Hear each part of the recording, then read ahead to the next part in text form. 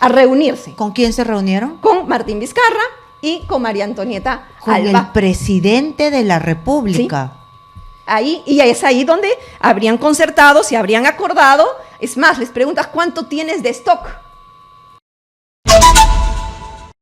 Todo lo contrario, Karina.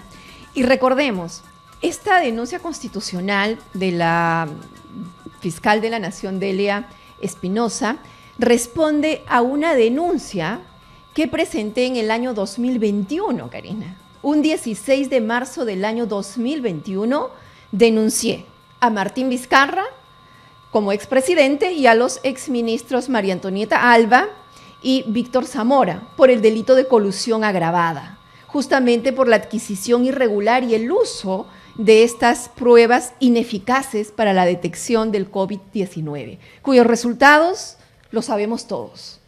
Miles de muertes de peruanos, ¿no es cierto? Entonces, a partir de allí, de año 2021, Karina, era fiscal de la Nación Zoraida Ábalos. Zoraida Ábalos no inició investigación, no abrió investigación. Fue su sucesor en el año 2022, es su sucesor el doctor Pablo Sánchez, quien asume como fiscal de la Nación, y él da inicio a esta investigación. Y me notifica, porque yo soy la denunciante, me notifica diciendo que ha abierto investigación y ha dispuesto la realización de varios actos de investigación. Luego vienen los otros fiscales de la Nación, continúa la investigación, la declaran compleja por 8 meses, se amplía, disponen la realización de más diligencias preliminares y en el año 2024, o sea, el año pasado, asume como fiscal de la Nación Jorge Villena. Y Jorge Villena asume competencia y el primer y único acto que hace es disponer el archivo de la investigación. Dispone el archivo en una disposición fiscal absolutamente inmotivada. Es más, él no valora elementos probatorios que obraban en la carpeta fiscal, omite su valoración. Eso es lo que quiero que me expliques, porque aquí en esta disposición que le he leído, por supuesto, dice uno a uno lo que no se valoró, y son elementos importantes que te dan, que te guían y te dicen que sí, ya había evidencia clara que las pruebas rápidas no servían y por eso nosotros nos convertimos en el primer país en mortalidad en el mundo. Exactamente. Y como bien lo señalabas, obviamente nosotros nos opusimos a ese archivo, que lo consideramos pues una disposición de archivo absolutamente carente de fundamentos, y nos oponemos a ese archivo y pedimos que se reabra el caso. De igual manera, la Procuradora General. ¿Por qué la Procuradora General? Porque los denunciados son altos funcionarios del Estado, ¿no es cierto? Entonces, el fiscal Villena recapacita y efectivamente se da cuenta de que no ha valorado todos los medios probatorios y faltan algunas diligencias que actuó. ¿Qué? ¿Se le pasó? ¿No vio? Reabrió. ¿No revisó bien? ¿Qué es lo que puede pasar cuando no valoras bien? ¿Qué pasa?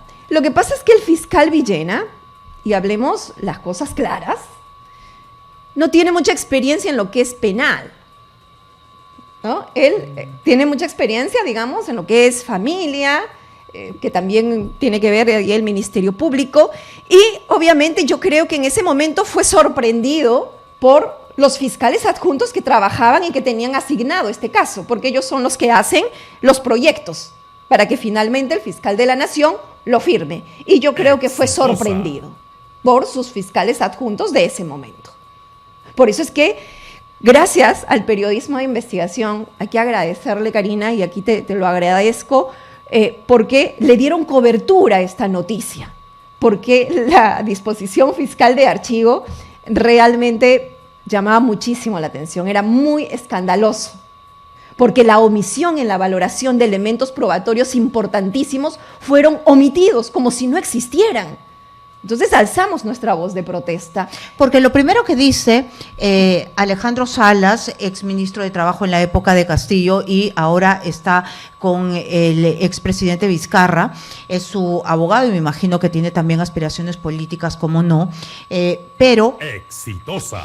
Él lo que dice es: Vizcarra no era adivino, en ese instante no se sabía qué camino tomar, nadie sabía que las pruebas rápidas no servían, pero aquí en las justificaciones dan cuenta de que The Lancet ya hablaba sobre las pruebas moleculares y que además investigaciones aquí nomás en Colombia también hablaban de las pruebas moleculares. Karina, lo dijimos en el año 2021.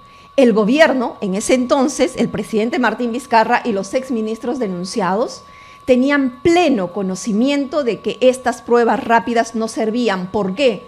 Porque fueron advertidos por la Organización Mundial de la Salud y fueron advertidos también por la Organización Panamericana de la Salud. Es más, Karina, la ex ministra de Salud, Elizabeth Inostroza, a quien yo también denuncié, pero en el transcurso de la investigación, ella rinde su manifestación y nos cuenta cómo fueron los hechos. Ella fue cambiada justamente porque se oponía a la compra y a la utilización de las pruebas rápidas, porque ella, como ministra de Salud en ese momento, ya tenía conocimiento oficial por parte de estos dos organismos internacionales de que estas pruebas no servían porque daban falsos negativos. ¿Dónde da esta declaración ella que es tan importante? Porque ella dice, yo sé que la Organización Panamericana de la Salud y la OMS ha descartado las pruebas rápidas, pero de un momento a otro, Martín Vizcarra y María Antonieta Alba se convierten en doctores y comienzan a decir que, sin ser pues especialistas y gente de ciencia,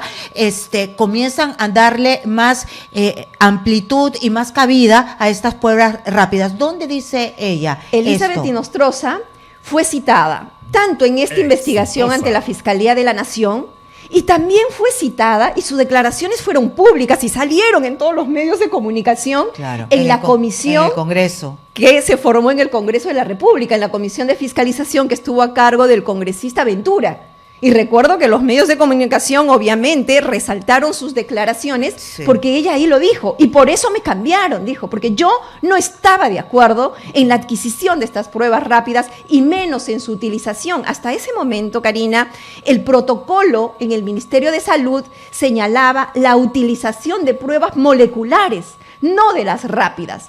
Obviamente, para la compra de las pruebas rápidas, Elizabeth Inostroza terminaba siendo una piedra en el zapato. Necesitaban sacarla del cargo para poder adquirir las pruebas. Y allí entra en escena el ahora acusado o denunciado, Víctor Zamora. La reemplaza en el cargo y con él se da luz verde. Se cambia el protocolo para que se puedan utilizar las pruebas rápidas a sabiendas, Karina, de que daban falsos negativos, a sabiendas de que esto ponía en grave riesgo la vida y la integridad de miles de peruanos, de todos nosotros. Ahora, porque ha pasado el tiempo, se trata de confundir a la gente, pero yo recuerdo que cuando se dio esa noticia, se informó en conferencia de prensa el presidente Vizcarra, hubo toda una controversia, porque en el mundo ya se utilizaban las pruebas moleculares y dijeron, ¿por qué aquí las rápidas? Y dan falsos negativos, y ya se había sabido esto en otras partes del mundo que estaban mucho más adelantados que nosotros. Claro, y yo recuerdo esa conferencia de prensa, Karina, porque la da y dice, hemos decidido la adquisición de pruebas, no especifica si rápidas o moleculares, porque todavía estaba en el cargo Elizabeth Inostroza. Dice, vamos a adquirir 1.600.000 pruebas para el COVID. Claro. No decía en esa conferencia si eran pruebas rápidas o pruebas moleculares. Pero cuando se supo, hubo controversia. Hubo muchísima controversia porque de ahí ya dijo que eran 1.400.000 pruebas rápidas, ¿no? Cosa que no servían. Y ahí también anunció el cambio de ministro. Cambiaba a la ministra de Salud, Elizabeth Inostroza, la cambiaba por Víctor Zamora. Es más, el presupuesto para la adquisición de estas pruebas tenía que salir del Ministerio de Salud, pero como Elizabeth Inostroza no iba a comprar las pruebas rápidas, ¿qué hace la denunciada María Antonieta Alba como ministra de Economía y Finanzas? Dice, no, ahora ya no lo va a comprar el Ministerio de Salud, lo va a comprar Perú Compras.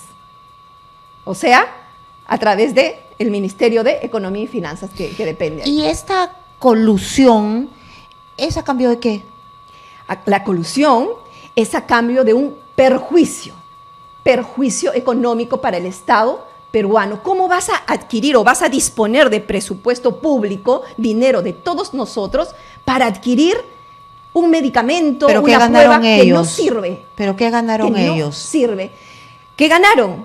El tema, como lo dice también Elizabeth Nostroza en alguna entrevista, la respuesta política. Mira, estamos ¿recuerdas todos los días las conferencias de prensa? Sí. Es que como todo ahora con los presidentes de la República, y Martín Vizcarra no es la excepción, hay coima de por medio, entonces también de repente uno puede ir suponiendo hasta que llega a la coima. Por eso es colusión agravada. Colusión agravada es cuando concierta el funcionario público con los empresarios. ¿Para qué? Para la adquisición, en este caso, de las pruebas rápidas a un millonario costo, y esto causa un perjuicio económico al Estado peruano. ¿Se habla de sobrevaloración? También se habla de sobrevaloración. También están investigados los empresarios de las empresas chinas, porque son 2 empresas que resultaron beneficiadas, también. Solamente que la denuncia constitucional no los hace mención expresa, porque ellos no tienen la condición de altos funcionarios. Pero cuando uno lee la denuncia constitucional, también vas a ver que están los representantes de las 2 empresas. Entonces, cuando se inicia el proceso, porque yo estoy segura de que el Congreso va a dar la talla y va a levantar el antejuicio a estos exaltos funcionarios del Estado, entonces la investigación se va a llevar en contra de estas 3 personas, Martín Vizcarra, María Antonieta Alba, Víctor Zamora, y también en contra de los 2 representantes de las empresas que resultaron beneficiadas. Multimedical Supply SAC y Nipro Medical Corporation, sucursal del Perú. Sí, cuyos representantes fueron llamados al Ministerio de Economía y Finanzas. Y según declaran ellos,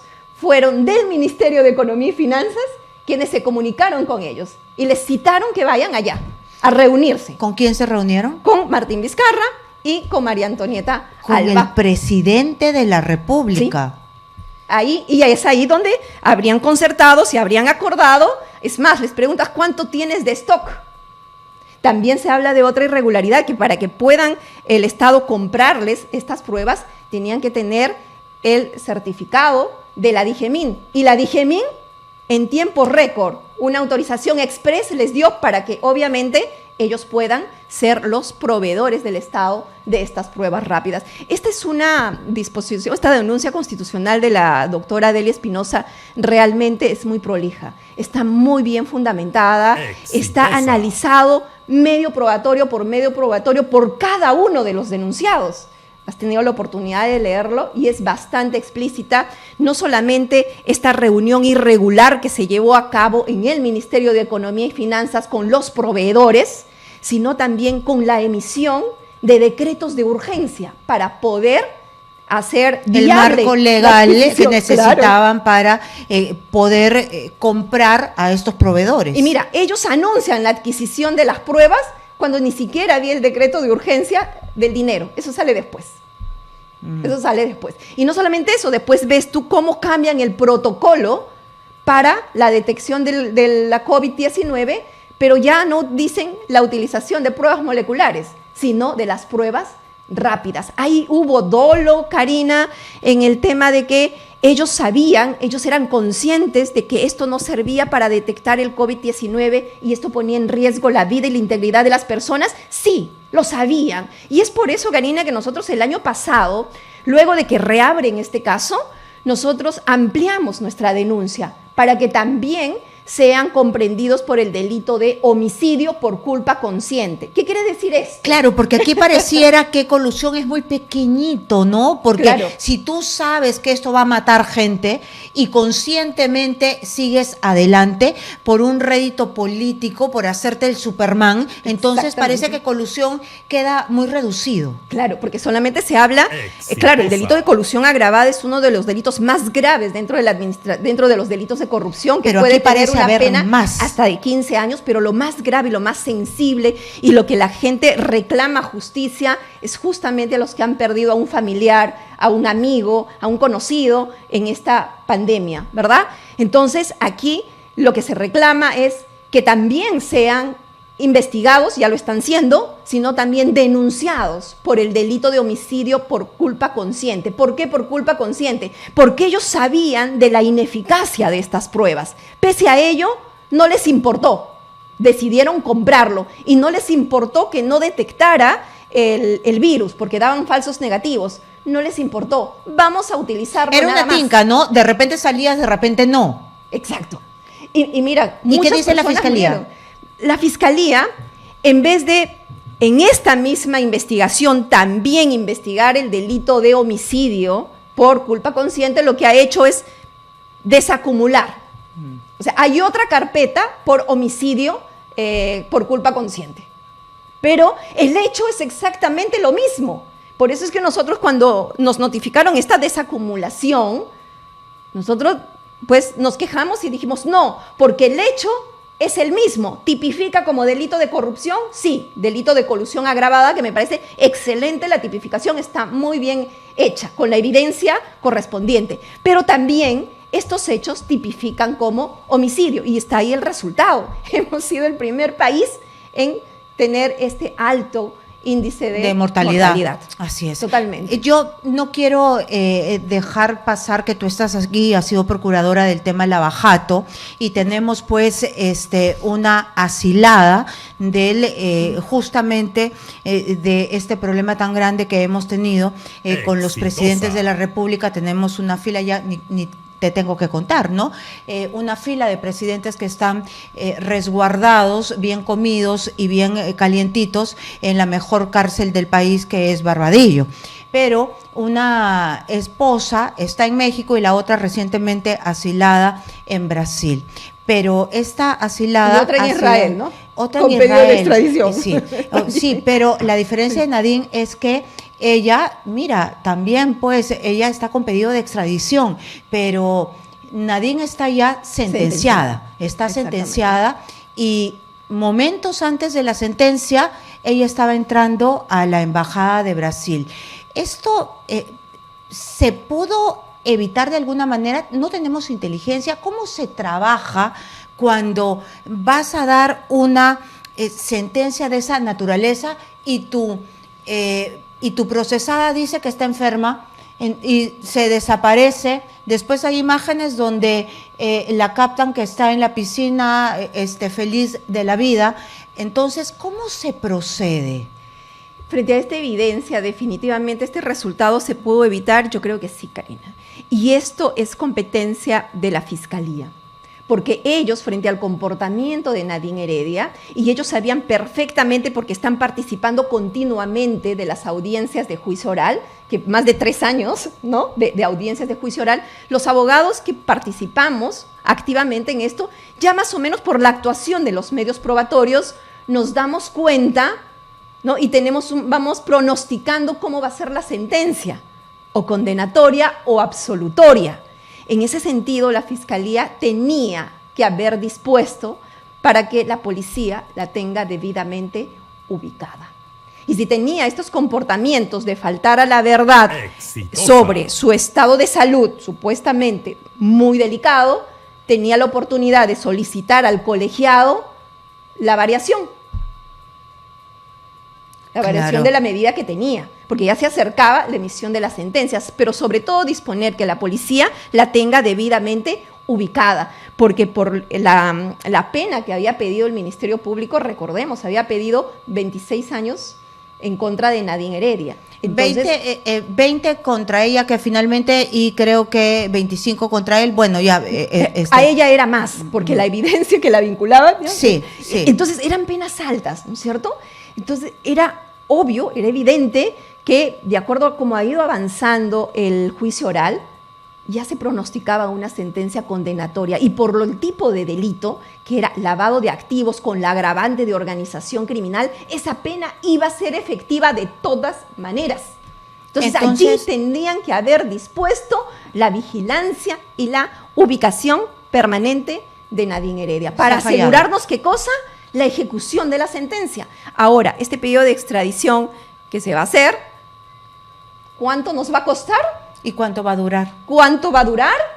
y encima si vamos a tener éxito o no vamos a tener éxito, porque no nos olvidemos, Karina, que el presidente de la República en este momento de Brasil es una de las personas que, de acuerdo al juicio, es quien habría aportado para la campaña de Ollanta Humala y Nadine Heredia. Claro, y quien le ha dado el asilo, y quien se la ha llevado en el avión presidencial, en un avión de la Fuerza Imagínate Aérea. cuánto de dinero hemos gastado en la extradición de César Inostroza.